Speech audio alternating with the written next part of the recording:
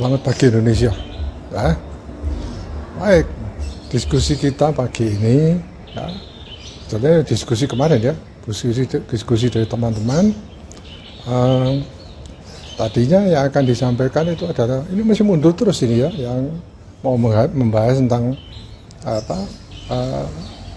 Muhammad Iskandar ya. Tapi rupanya ini ada yang lebih menarik ya. Kemarin kita sudah melihat berita mengenai siapa? Yang kita diskusikan ya, sepertinya Partai Amanat Nasional itu sudah nunggu kok lama banget gitu ya, nggak ada keputusan. Terus mereka memutuskan ya akan rapat ya, menentukan ya, apakah itu Ganjar Pranowo dengan Erick Thohir atau Prabowo dengan Erick Thohir. Wah ini gitu ya. Nah kita lihat sekarang ya, ini yang kita lihat pagi ini ya. Di sini si Gibran dipanggil oleh Sekjen PDI Perjuangan Pak Hasto ya, Hasto Kristianto ya. Gibran diminta mewaspadai waspada menghadapi semut. Wah menarik banget ini yang ada judulnya ya. Ya kita lihat ini ya. Jadi nanti saya bacakan ya. Nah, mengapa saya itu kan ya?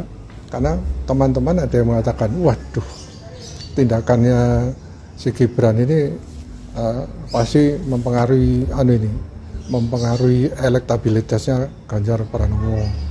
Ya bisa digerogoti, bisa Prabowo naik. Ya, jadi Ganjar turun, Prabowo naik. Ada yang bilang, oh enggak mungkin, orang sudah tahu siapa dia. Nah, baik, kita lihat dulu ya. Pada waktu si Gibran ini, Pak Gibran ya, wali kota Solo ya, DPP PDI Perjuangan akhirnya memanggil wali kota Solo Gibran Raka Buming Raka kemarin tanggal 22. Ini ya, dipanggilnya tanggal 22 ya. Dia diminta penjelasan soal pertemuannya dengan Ketua Umum Partai Gerindra ya, Prabowo Subianto ya. Jadi di sini dikatakan bahwa dari judulnya Jawa Pos ini ya, dikatakan bahwa putra Jokowi ini hanya dinasihati ya, tidak sampai diberi sanksi. Oh gitu ya.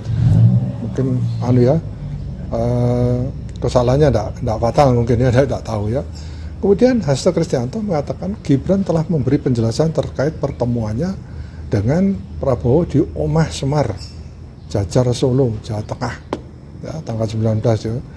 Ya, kami melakukan dialog dan memberikan nasihat kepada Mas Gibran ya, terang Pak Hasto di kantor DPP PDI Jalan Diponegoro ya. Menurut Hasto ya, Ketua Umum PDIP Megawati Soekarno Putri menitipkan pesan ya,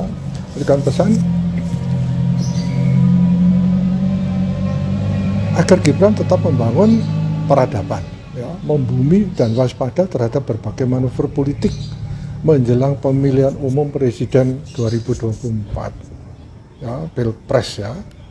Berbagai dinamika politik akan terus terjadi menjelang pesta demokrasi tahun depan, sehingga kewaspadaan harus terus ditingkatkan.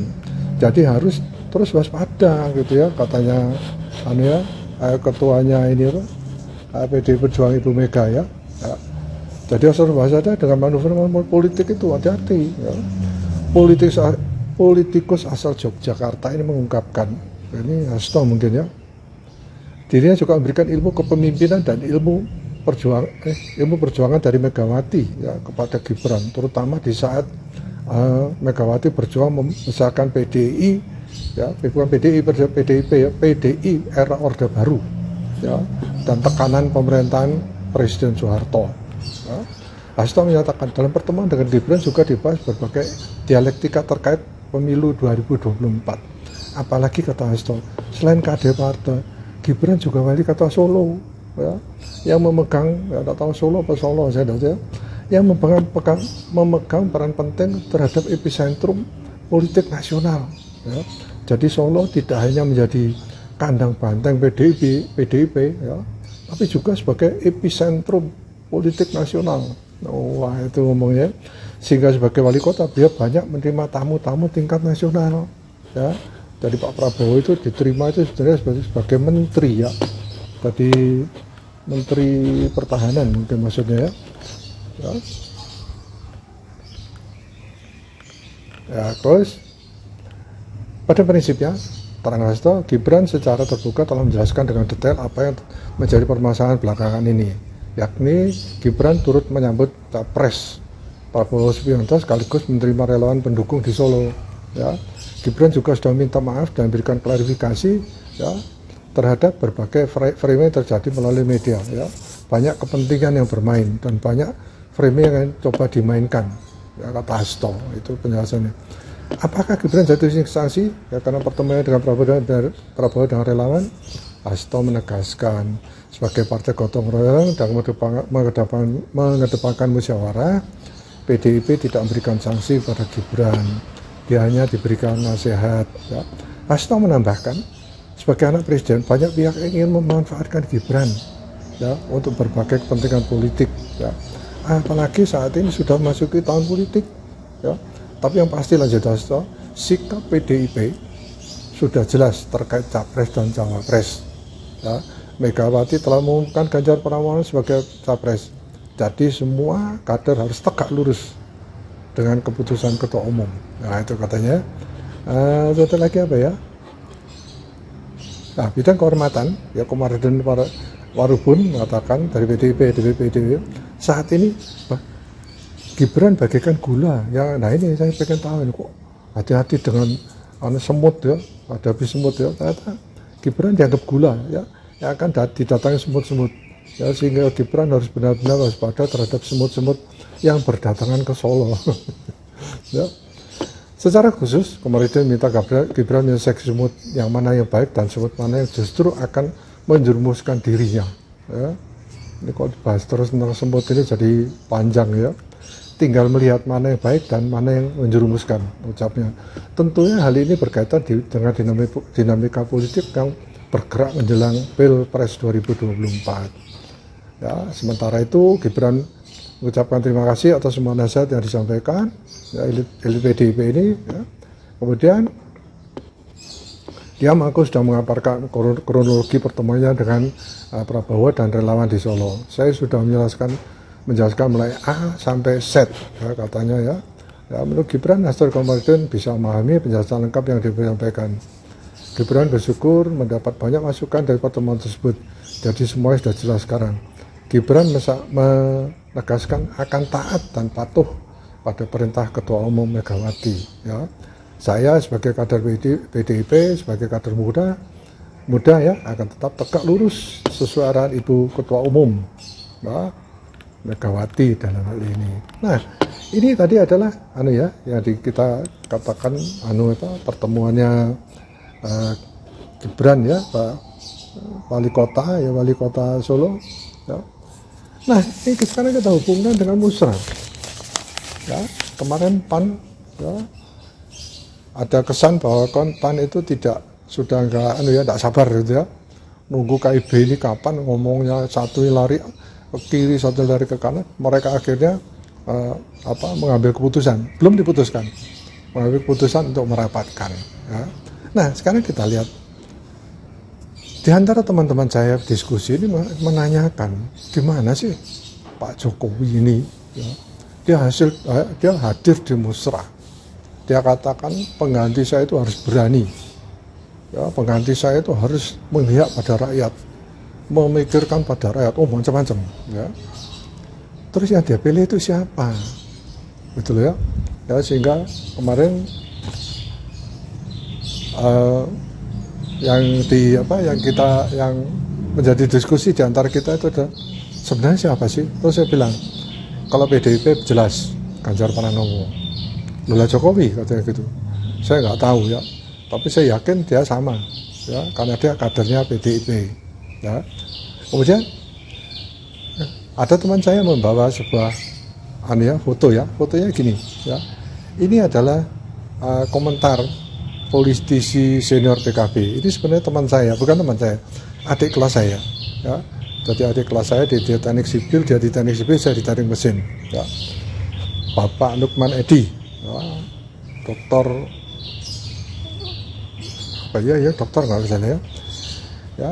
Kita katakan ini, kita dengar pidato Pak Jokowi, ya, menegaskan jangan gerusa-gerusu, ya, karena jangan buru-buru, karena sesuai konstitusi prosesnya melalui parpol. Lo jelas gitu ya. Saya pikir saya ingin mendengarkan pidato ini lagi ya, tapi ini adalah kesimpulan ini yang dinasihatkan oleh Pak Lukman ya, Lukman Edi ya. Prosesnya melalui parpol. Pak Jokowi sangat menghormati itu ya. Nah, jadi ya sudah ya, kita jangan bingung-bingung ya. Nah, sekarang masalahnya adalah apakah efek dari Gibran ketemu dengan Pak Prabowo itu akan mempengaruhi elektabilitas ya. Pada saat yang lalu kita sudah mendiskusikan mengenai Pak Ganjar dan Pak Prabowo itu saling kejar-mengejar ya kadang-kadang kita juga nggak tahu ya, yang calon ketiga ini ya mungkin tenang-tenang di bawah kecil atau dia naik ke atas gitu ya misalnya ya. Buktinya apa? Pada bulan Desember yang lalu Capres Anies Baswedan ini teratas kan ya, kita diskusikan itu. Nah sekarang kita lihat apa penyebabnya sehingga elektabilitas itu berpengaruh. Nah mari kita lihat, ada teman saya kemarin membawa hasil dari sumbernya apa ya, Litbang Kompas ya, Januari 2023 ya. Di sini Litbang Kompas mengatakan ya, ini dari survei ya, Ganjar Pranowo itu 36,7%, Pak Prabowo Subianto 30,6%. Ya, nanti Anda lihat di sini, nanti akan saya tayangkan sebelah ya. Anda lihat ini ya. Pak Anies Baswedan 28,3%, dan ada lagi tambahan ya, Ridwan Kamil ya 10,1%. Ya, itu pada bulan Januari.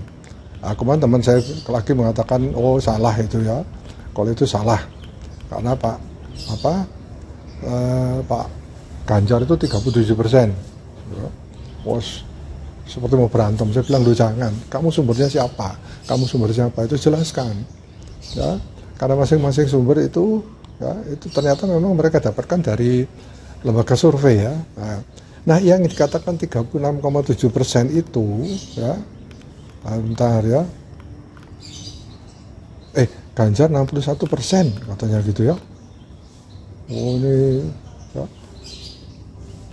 Ada lagi dari lupa saya ya. Itu ada yang malah 61%. Ini ya. Kompas juga, ini bulan apa ini? Bulan Mei ya. Ganjar Pranowo 61%. Ya, kemudian Prabowo Subianto 18%. Anies Baswedan 14%. Dia bilang sama ini Kompas. Ya, saya punya Kompas, ini juga Kompas. Katanya. Kemudian saya katakan oke, ya, Anda sama-sama benar. Cuman masalahnya adalah bulannya berbeda. Ya. Yang satu ada bulan Januari dan satunya ini adalah bulan Mei ya, awal Mei. Ya. Terus mereka mengatakan berarti tidak ada efek dari Gibran ini. Ya. Tunggu dulu. Ada salah satu teman saya sudah senyum-senyum ya. Dia ini mulai awal sudah ikut diskusi kita lihat apa anunya dia.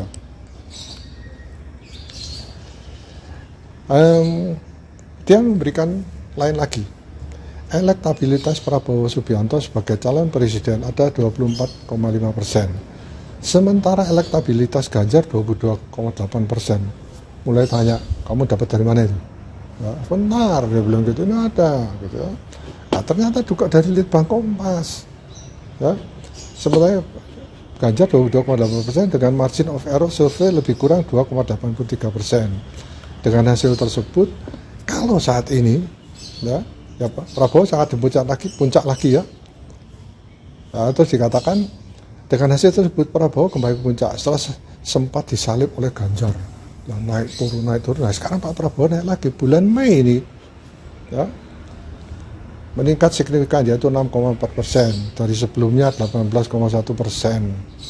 ya, pada Januari 2023 dan menjadikan elektabilitasnya berada di posisi teratas tulis Litbang Kompas, ini saya dapat dari teman saya ya.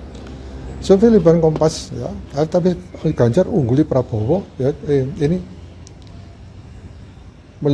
ya mengungguli Ganjar Pranowo dan Anies, 3 presiden merupakan kali pertama Prabowo di posisi puncak ya elektabilitas capres ya. Tapi sebenarnya enggak ya. Pada saat kita diskusi yang lalu ada beberapa dari ada poll tracking ya SMRC gitu ya, itu Pak Prabowo di atas ya. Nah, tapi berdasarkan Litbang Kompas ini ya, baru pertama kali Pak Prabowo mengungguli Ganjar ya. Pada sejak Oktober hingga Juni 2020 elektabilitas Prabowo hampir selalu di atas Ganjar. Oh ini ya benar-benar ya, saya salah baca ya. Hanya pada Oktober 2021 elektabilitas keduanya seimbang.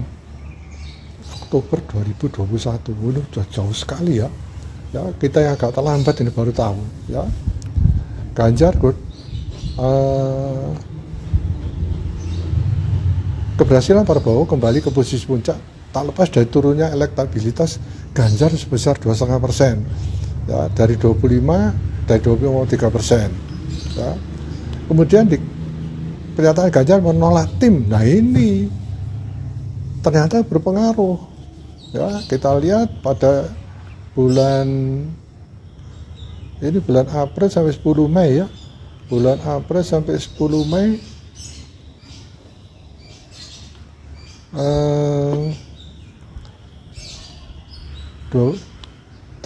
Pak Prabowo 20%, Ganjar 20%. Nah ini Pak Prabowo sudah naik ya. Terus mereka mengatakan berarti ini ada efek dari Gibran ya. Terus saya bilang tunggu dulu, ini awal Mei ya, jadi tidak bisa pakai sebagai jadi sebagai pegangan bahwa ini efek dari Gibran ya. Gibran mendukung, terus kemudian ada efeknya ya. Kemudian ini dilakukan dari 29 April sampai 10 Mei.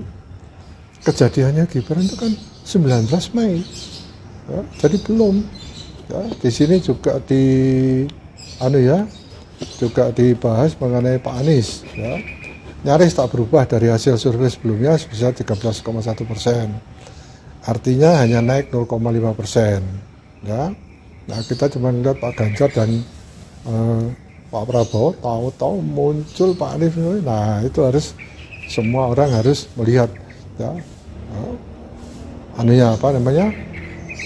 bagaimana calon-calon mereka itu nanti ya, supaya bisa naik ya, jangan sampai turun ya. Nah itu ya, itu di 38 provinsi Indonesia ya, jadi surveinya ya dilakukan jadi respondennya itu dari 38 provinsi ya. Kok 38 provinsi ya, sebanyak 1.200 responden dipilih secara acak menggunakan metode pencuplikan sistematis bertingkat di 38 provinsi. Nah, survei ini memiliki tingkat kepercayaan 95% dengan margin error lebih dari 2,83%. Ya, perlu saya beritahu ini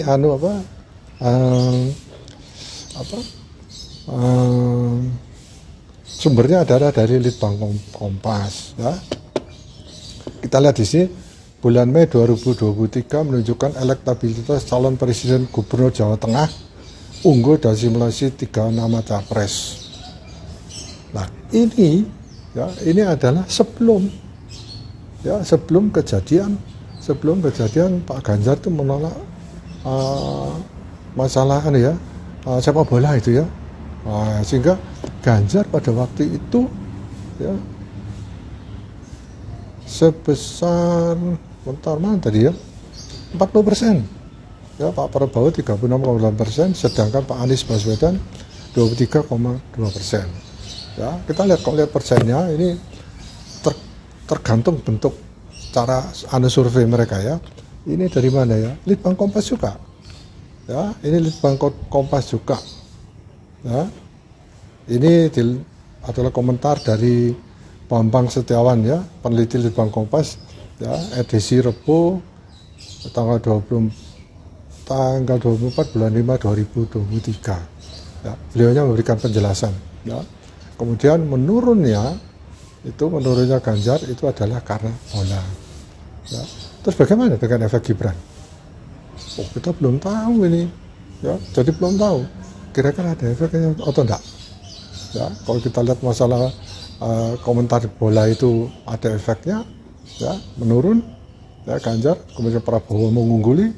Nah, mari kita tunggu, ya, mari kita tunggu, ya. Sebentar saya lihat dulu apa ada lagi informasi, ya.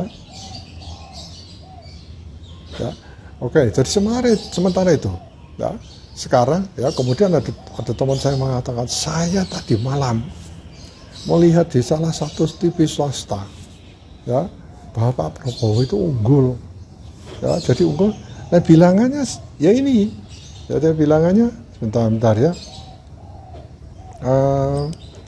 persentasinya ya ini, ya, Pak Prabowo 24,5 itu, ya, dia memberikan dia ambil fotonya, ya, kemudian di sana ditulis elektabilitas Pak Prabowo 24,5%, Ganjar 22,8% dan Pak Anies 13,6%, ya.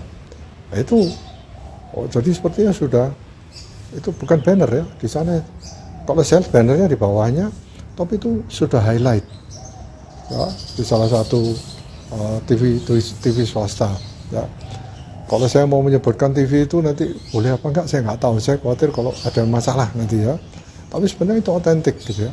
Kalau kita foto, ya. Tetapi meskipun kita foto sendiri, saya cuma khawatirkan bahwa itu nanti menjadi suatu ya, kalau kita mengambil tanpa izin itu menjadi masalah, ya. Ya, tapi kalau saya minta referensi, saya sebutkan di sini, ya. Teman saya mengatakan, mana referensimu?